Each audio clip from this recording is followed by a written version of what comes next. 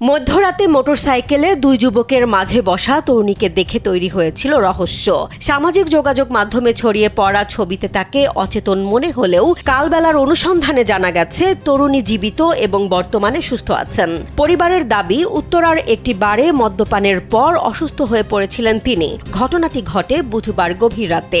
আব্দুল্লাহপুর টঙ্গী সড়কে মোটরসাইকেলটিতে ছিলেন তিনজন। চালকের পেছনে বসা এক যুবক তরুণীকে জাপটে ধরে রেখেছিলেন। তরুণীর পা দুটি অস্বাভাবিকভাবে ঝুলে থাকায় এক প্রত্যক্ষদর্শীর সন্দেহ হয় তিনি হয়তো অচেতন কিংবা গুরুতর বিপদে আছেন। পরে সেই দৃশ্য সামাজিক যোগাযোগ মাধ্যমে ছড়িয়ে পড়ে। কালবেলার অনুসন্ধানে জানা যায় ২৬ বছর বয়সী ওই তরুণী সেদিন পারিবারিক ঝগড়ার পর টঙ্গীর বাসা থেকে বেরিয়ে যান।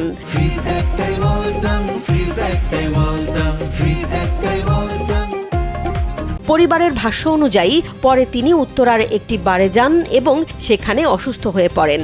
এরপর আলম নামের এক যুবক ও তার এক বন্ধু তাকে মোটরসাইকেলে করে বাসায় পৌঁছে দেওয়ার চেষ্টা করেন। তবে টঙ্গীর বাসায় না নিয়ে তারা তরুণীকে মিরপুরে এক বান্ধবীর বাসায় নিয়ে যান।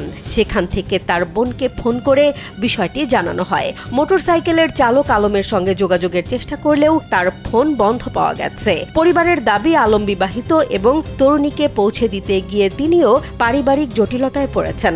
তরুণীর অতীত নিয়েও তার সাবেক এক স্বামী বেশ কিছু অভিযোগ করেছেন। তবে এসব অভিযোগের স্বাধীন সত্যতা যাচাই করতে পারেনি কালবেলা। ফলে ভাইরাল হওয়া দৃশ্যকে কেন্দ্র করে তৈরি হওয়া আশঙ্কার পাশাপাশি ঘটনাটির পুরো সত্যতা জানতে সংশ্লিষ্ট ব্যক্তিদের বক্তব্য ও আরও যাচাই প্রয়োজন।